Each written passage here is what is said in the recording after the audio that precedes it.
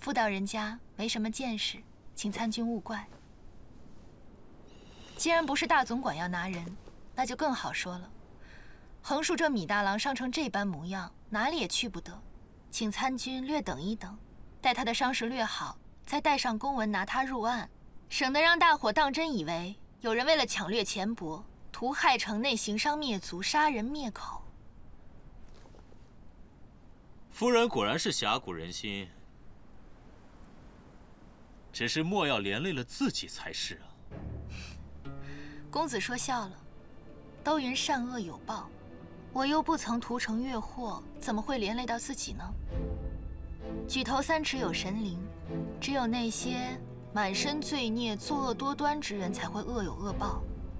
那些死在他们手上的冤魂，自是在黄泉路上，等着将这些禽兽不如的东西剜心剔骨。公子就不必替我多虑了。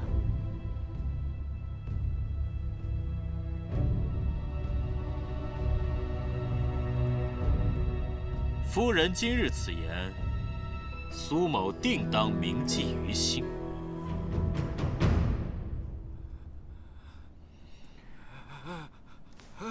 大郎，大郎，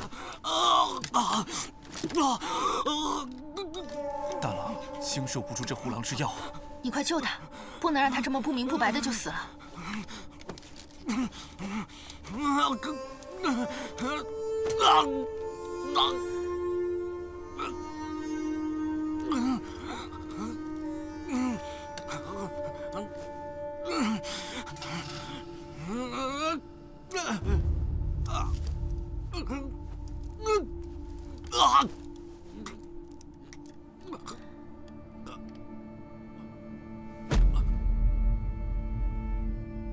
韩医师，你快继续给他用针。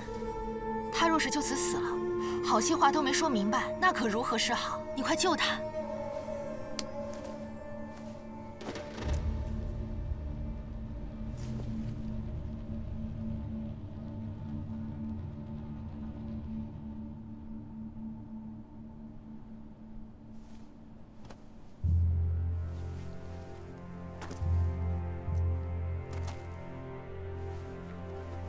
夫人，请恕在下没有弃子回生之理。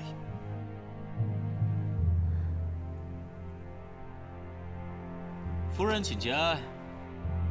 所谓各有天命，有些人的贱命就理当如此，并不是靠谁的唇齿之力就可改变的。说天命如何？如今还早了些。想必夫人还有事情要料理，那苏某便不多打扰。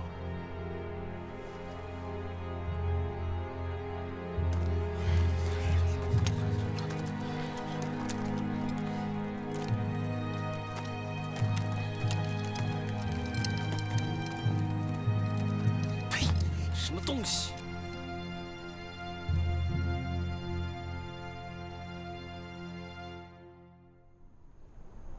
王文度利欲熏心，屠杀打赌城内行商敛财，但苏定方、裴行俭二人不愿同流合污。为逼迫苏定方低头，王文度诬陷米大郎为打赌探子，又将裴行俭以调度粮草不利之名扣押，欲将其定罪。后将裴行俭押运西州，想借屈家之道除掉裴行俭。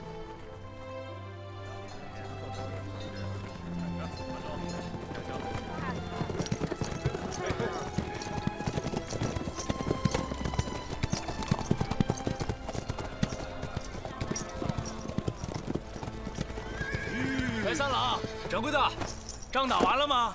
裴长史可安好？唐军已班师回来，长史被扣押在了军中。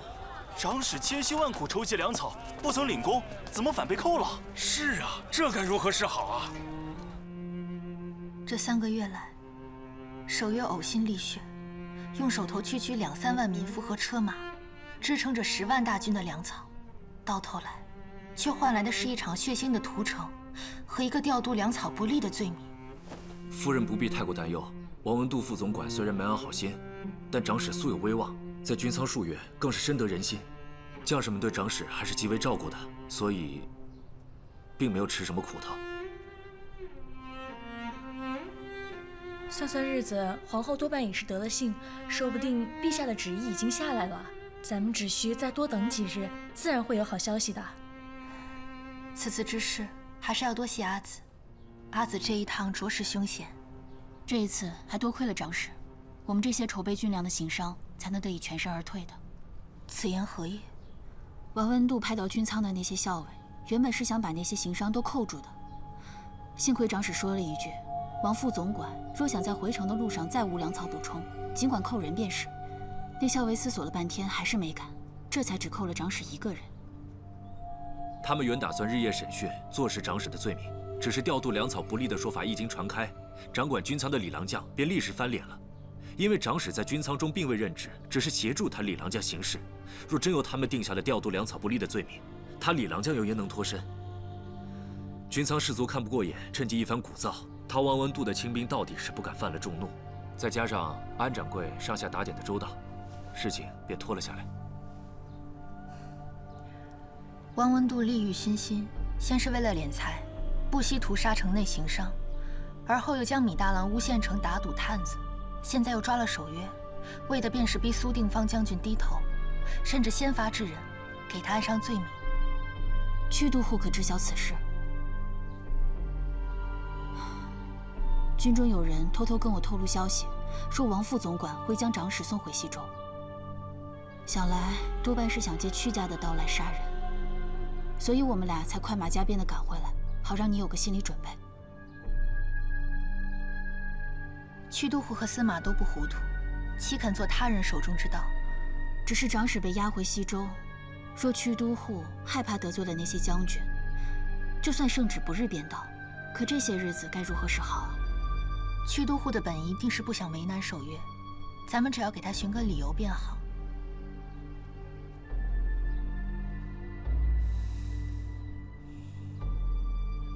接下来的事，便交给琉璃就好了。相信我，我一定不会让守约有事。阿紫和白三郎一路辛苦，先放心回去休息。替我送阿紫和白三郎。是。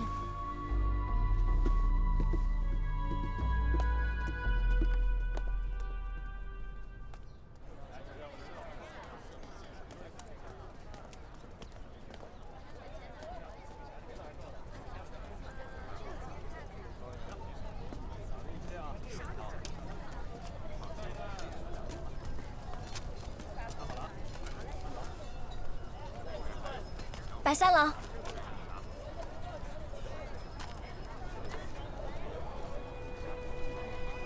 阿成可安好？阿成，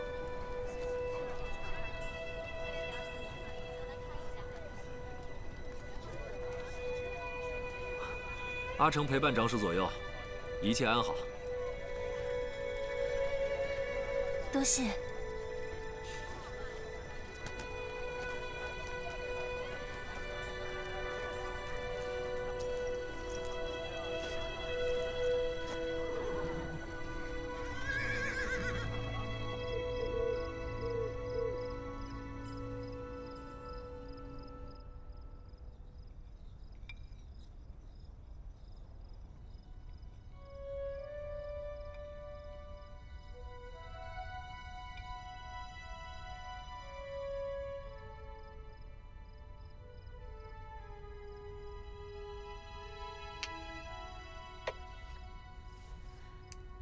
娘子，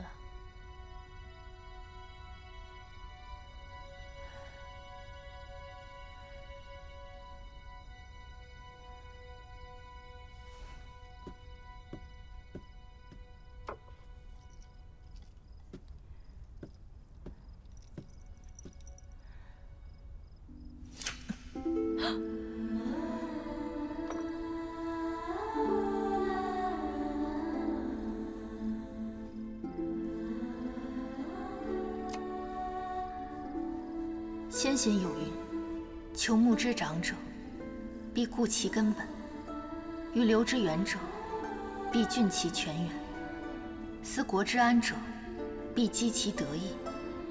德不厚，而思国之安，其可乎？故此，以侯君集之功高，先帝犹恕之以刑马。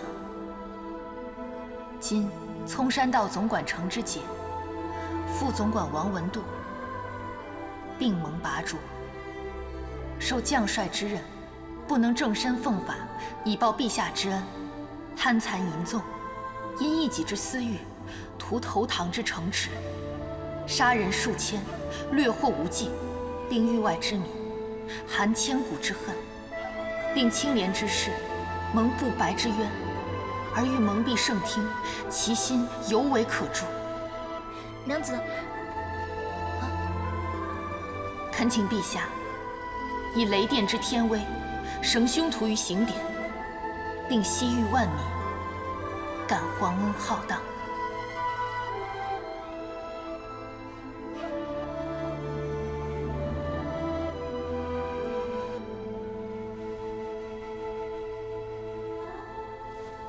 怎么了？娘子，你快去外面看看吧。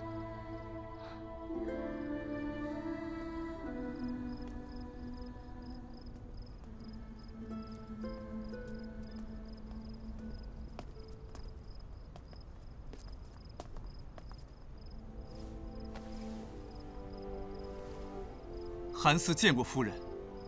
西周百姓听闻长史被扣，心中愤慨，相约着都要去都护府给长史请愿。韩嗣觉得此事重大，还请夫人示下。对，还请夫人示下。对。琉璃替守约谢过诸位西周父老乡亲的深情厚谊，大家来得正好，琉璃恰好有一事相求。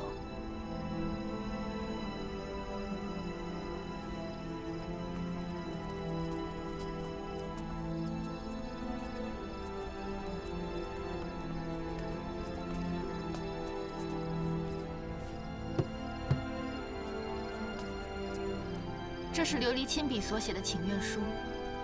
诸位父老乡亲若能在这请愿书上联名，便是帮了守约。我们写。对，各家各户，无论男女老幼，每位西周百姓都写上自己的名字。对，我们写。我们写。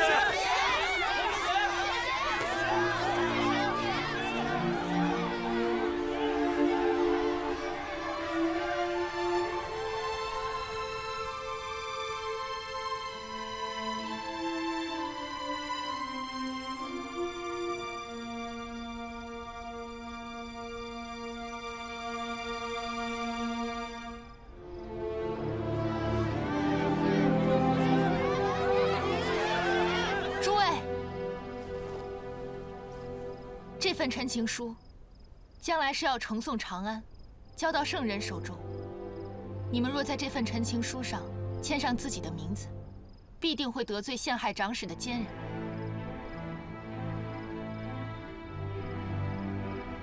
诸位若能联名上书，琉璃感激不尽；若是顾及自己或家人的安危，有所忌讳，琉璃也在此道声感谢，绝不勉强。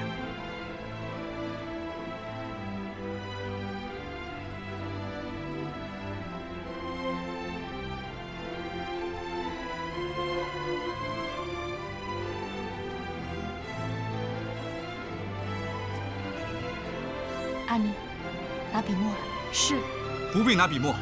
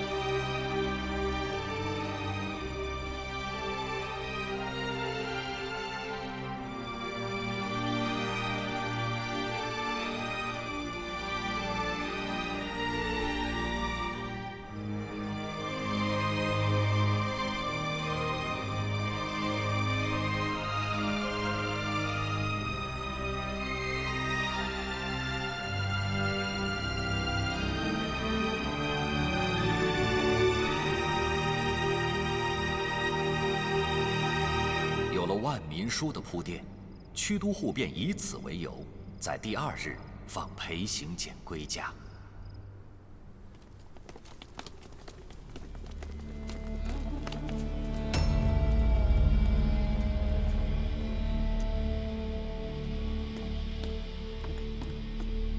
究竟是出了何事？我怎么听闻西周百姓今日由着裴行俭一路回了裴府，路上还载歌载舞，这真是岂有此理！司马为何不对此过问一声？王副总管之前不是知会过，裴行俭一入西周便即刻下狱严审的吗？下狱严审，做不到。什么叫做不到？莫不是今日库敌流离，跟都护说了什么？你们改变主意了？如今的裴行俭，动不得，审不得。不仅是我动不得，家父也动不得。你要是一定要知道，我带你看看如何？好。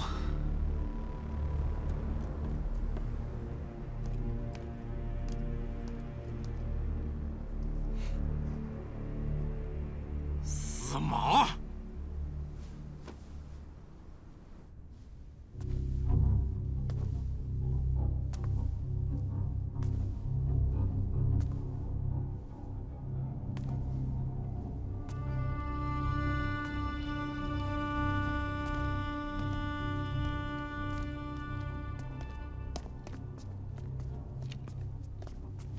哼，苏公子来得正好。我虽然给王副总管写了信，但是这个物件你还得亲自看上一眼。到了军营之后，也好详细的禀报给总管。这就是万民书，是用万人之血写的万民书。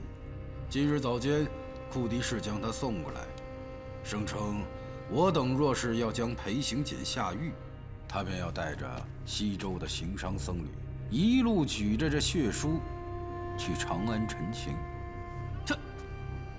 他竟然敢如此胆大妄为，公然污蔑朝廷命官，还煽动无知愚民。都护为何不即刻将他捉拿入狱？难道我等还要受他胁迫不成？苏公子，你不妨先回到军营，将此事禀报给王副总管。王副总管若是要拿库迪氏，那就尽管让他派人来拿他便是。我都护府绝不阻拦。只是你让曲某拿他，只怕曲某不敢从命啊。如今这万民书一出，现在已经是满城皆知。若是要将他拿下，无论如何也瞒不过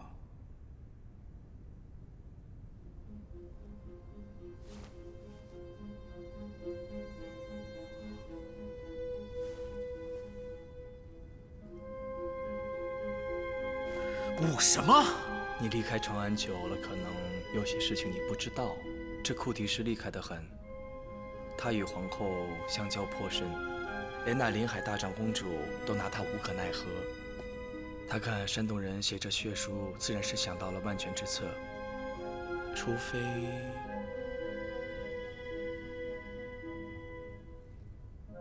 你将这西周一夜之间变成打赌，否则但凡有人敢动他一根汗毛，长安那边都会立刻知道这个消息的。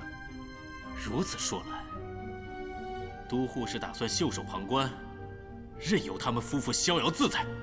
哎，苏公子莫怪，曲某原就是胆小之人。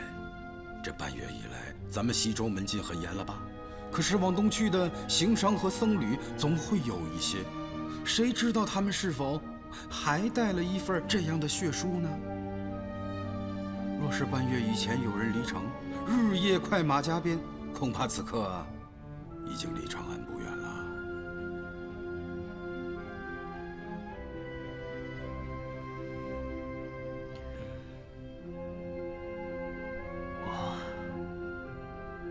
我这便去禀告大总管。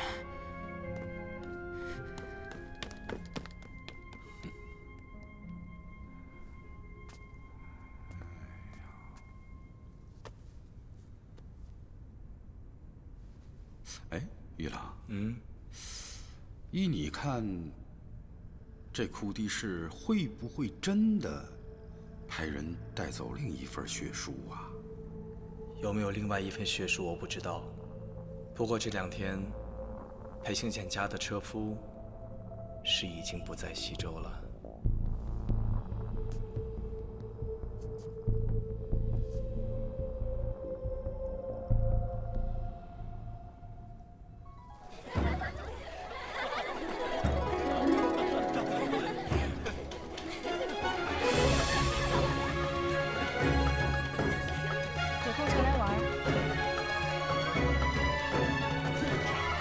有空常来。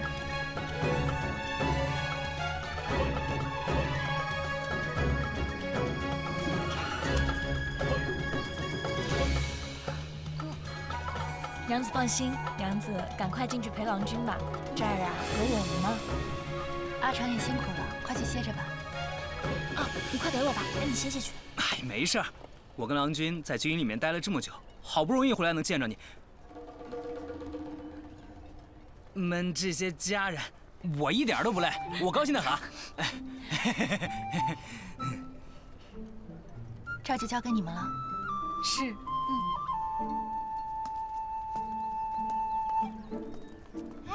子子，你再陪我跳个舞吧。云娘子，阿郎和娘子久别生新婚，你还是找别人跳舞去吧。啊，子子。是啊。小谭，你不是想学舞吗？我来教你跳舞啊！啊，小谭，我这件衣服里面破了好几个洞，你帮我补补。多谢云娘子好意，我还要帮她补衣服呢，改日再学。辛苦小谭了。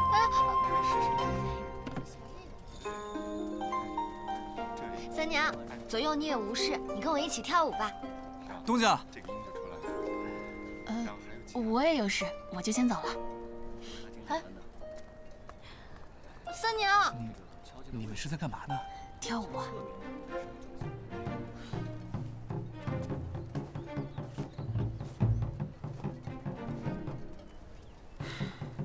今日子服回来这么热闹，他也没来。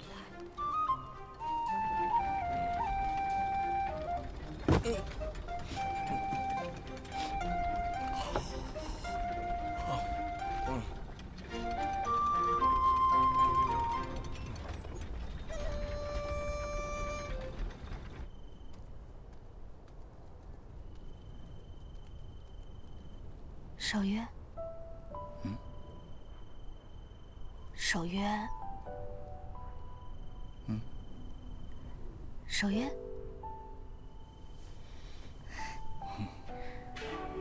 守约。怎么了？100多个日夜没有叫你，今日我都要补回来。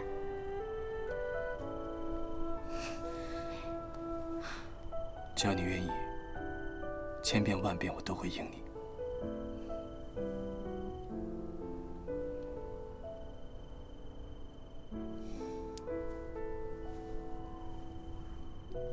琉璃，我知道你是担心我，可下次不许再做这种傻事了。只是小伤口，并不怎么疼。你这样做，便是把自己陷入了危险之地。我回到西周，最多便是在都护府扣留几日。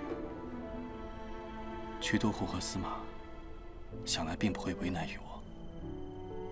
你又何必要冒这样的风险呢？再者，此事若宣扬出去，有碍唐军的名声，圣人略有个处置不当，便会寒了西周的民心。为了我一个人，又何必要如此呢？琉璃，你能不能应了我？以后不许再这样贸然行事了。守约，我不曾贸然行事，我也不能应你。我不是你，我没什么胸怀抱负。对我而言，什么名声、家国、圣人，都赶不及你的安危要紧。无论如何，我也不能看着你受苦。若真有下一次，我一定还会这样做。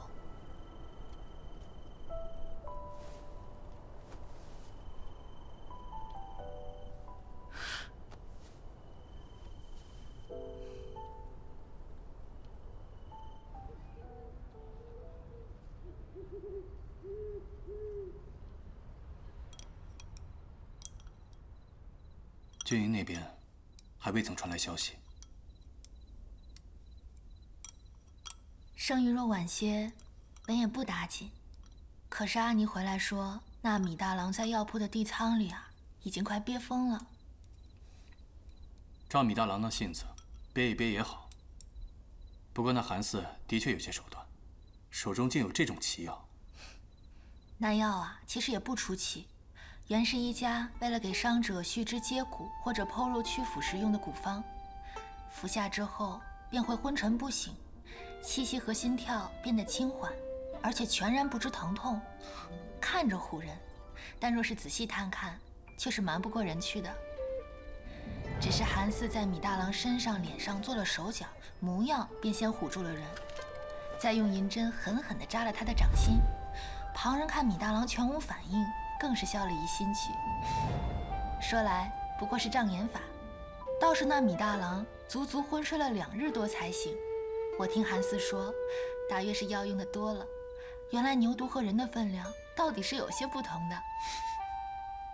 还有啊，阿紫在城中开了个药铺，缺一个做糖的医生，我便推荐韩四去了。结果这些日子下来，似乎2人起了情愫呢。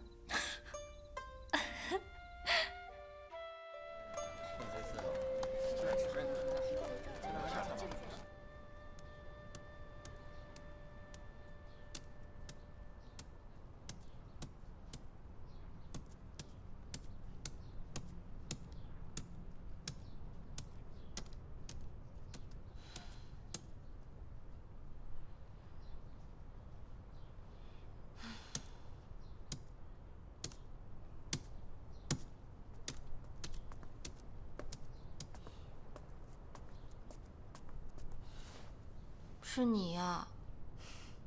我家娘子有事耽搁住了，她让您先拿前2日的功课练练笔，等她忙完了就来教您画图。子子她哪是有事耽搁了，分明是子夫回来了，舍不得撇下夫君陪我罢了。他们一个个都成双成对的，就剩我一个人，孤苦伶仃的。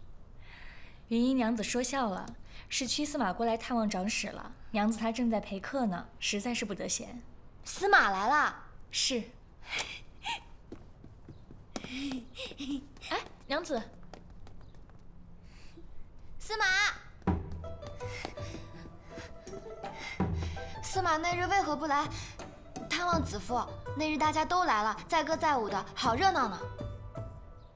云烨，你这话好没道理。司马公务繁忙，怎会赶那热闹啊？长史多歇息几日，不必挂心公务。我还有事，先行告辞。啊。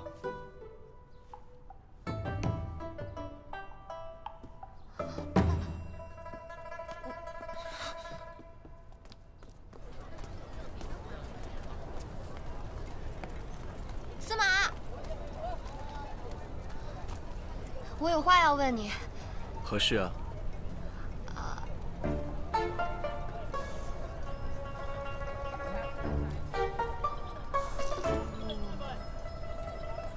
若没事，我先告辞了。听说司马不喜欢女子，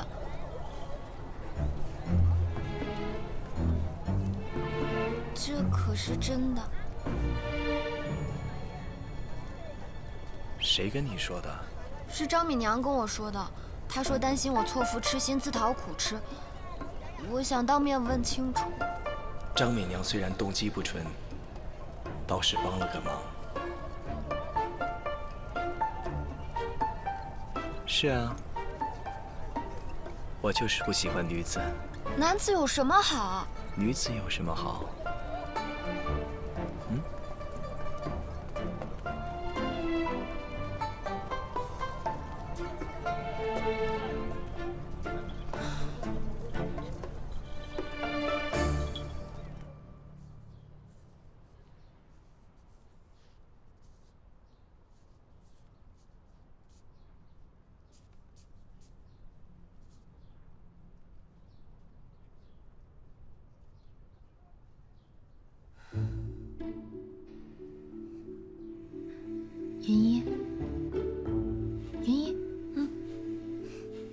你这回可看清楚了？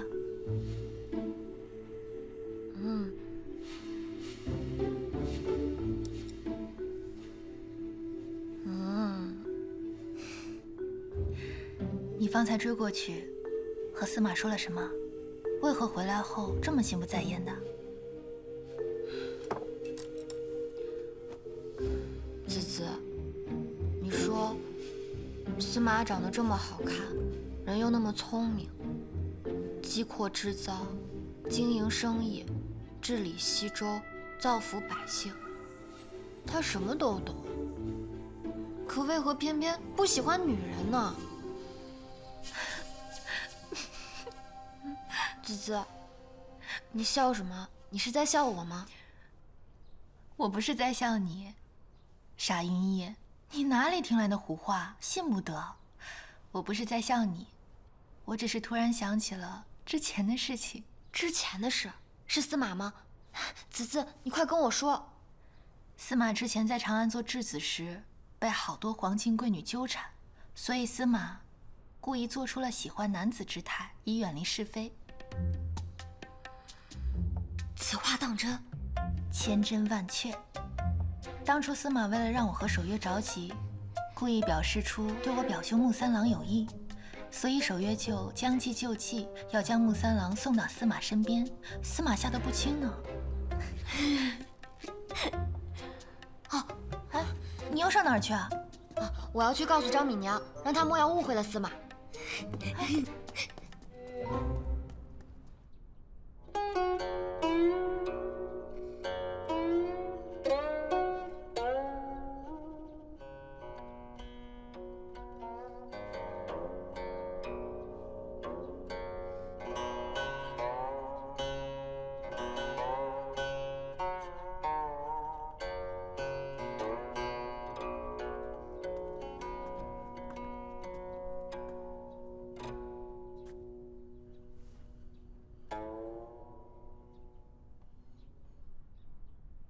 禀娘子，云娘子来了，说有要紧事。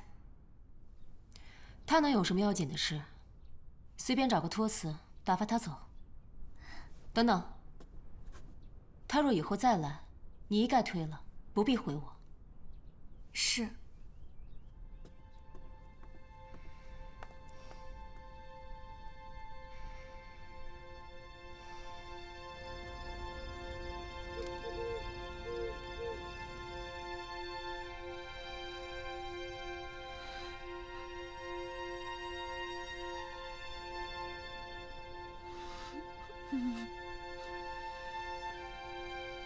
我听说，司马之前在长安做质子时，被好多皇亲贵女纠缠，所以司马故意做出喜欢男子之态，以远离是非。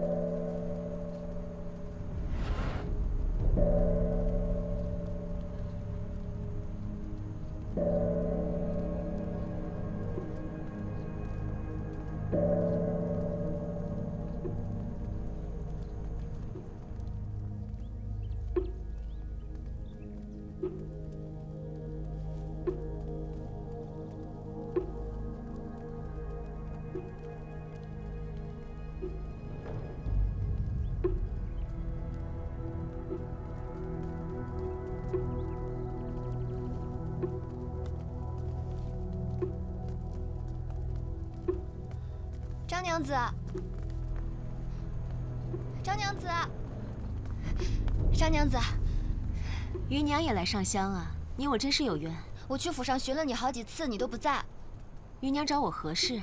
我是想告诉你，上回你跟我说司马喜欢男子，那是个误会。他说司马喜欢男子。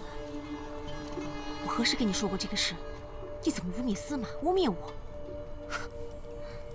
张娘子，就是上回在周村正院子里你说的，你忘了吗？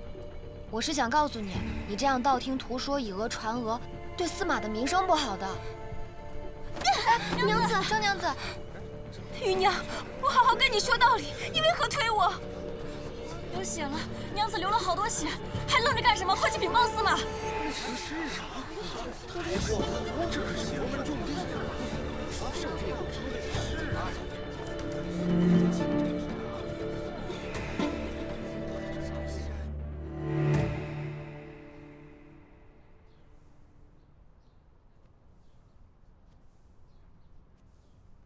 我真的没有推张敏娘，我只是想告诉她，司马不喜欢男人。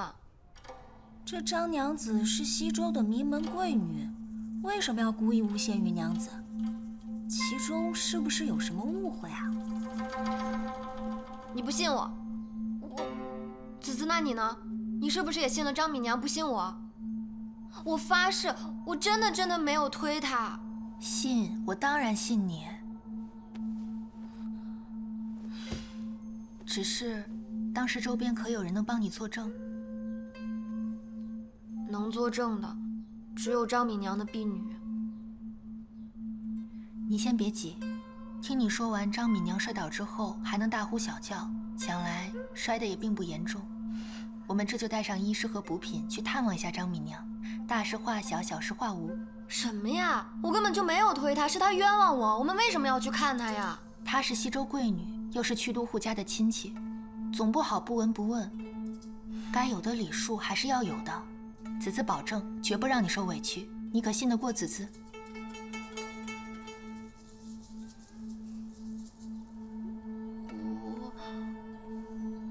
阿妮，去把韩医师请来，劳驾他陪我们去张府探病。是。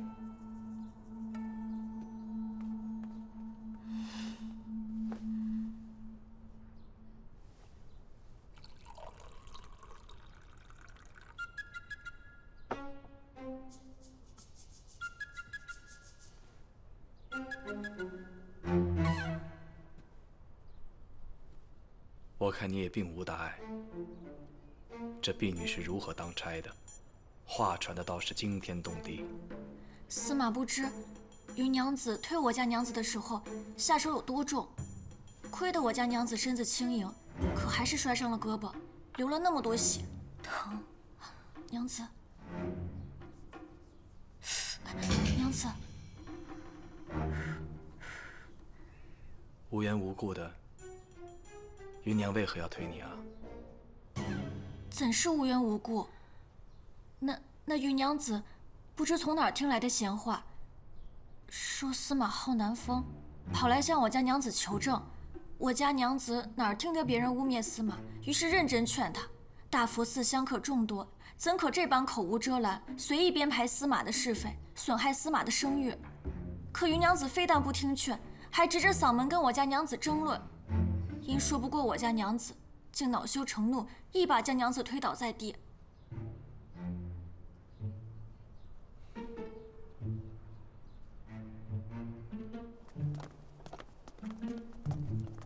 请夫人稍后，奴婢进去禀报。住嘴！不可在司马面前搬弄是非。余娘是长史夫人的妹子，识得大体，懂礼数，怎么会故意出手伤我？不过是一时情急，失手罢了。事情不是这样的，我根本就没有推你，为何要说谎陷害我？我方才正在跟司马解释，说你不是故意推我的。恕琉璃冒昧。今日大佛寺发生的事，琉璃已经听说了。琉璃带了医师过来，不管谁是谁非，先给张娘子看伤要紧。子子，怎么能不管谁是谁非呢？一定要当面锣对面鼓的跟他把事情讲清楚，不许他当着司马的面污蔑我。你先稍安勿躁。我信你。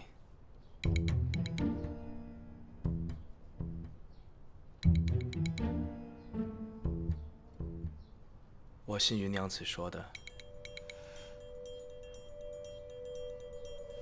张娘子的伤势我已瞧过，并无大碍，就不劳烦夫人带过来的医师了，请先回吧。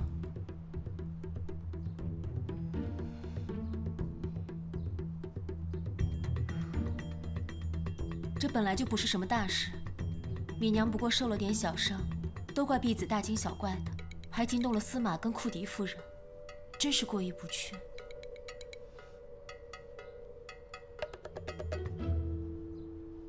司马明察秋毫，张娘子宽容识大体，倒显得琉璃娇媚无方了。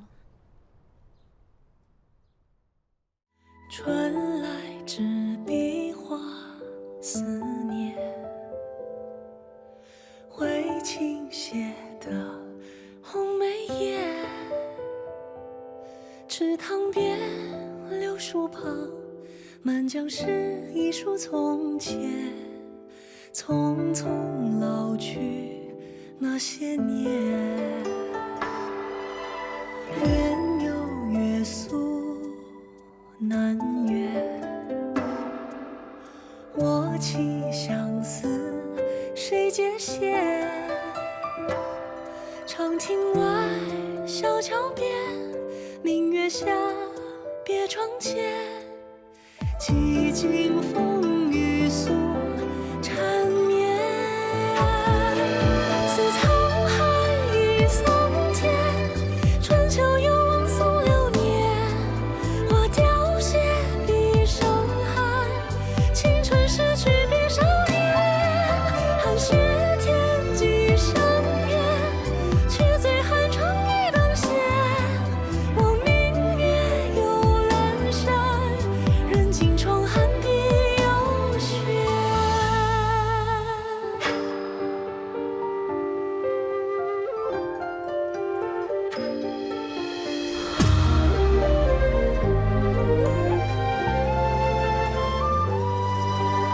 愿有月宿南园，我寄相思谁解写？长亭外，小桥边，明月下，别窗前。几经风雨宿缠绵，似沧海一桑田。春秋又望溯流年，花凋谢笔生寒。青春逝去别少年，都有来菊花残。我寄相思谁解写？一窗前是历年，只疑是否见美缘。似沧海一桑田，春秋又望溯流年。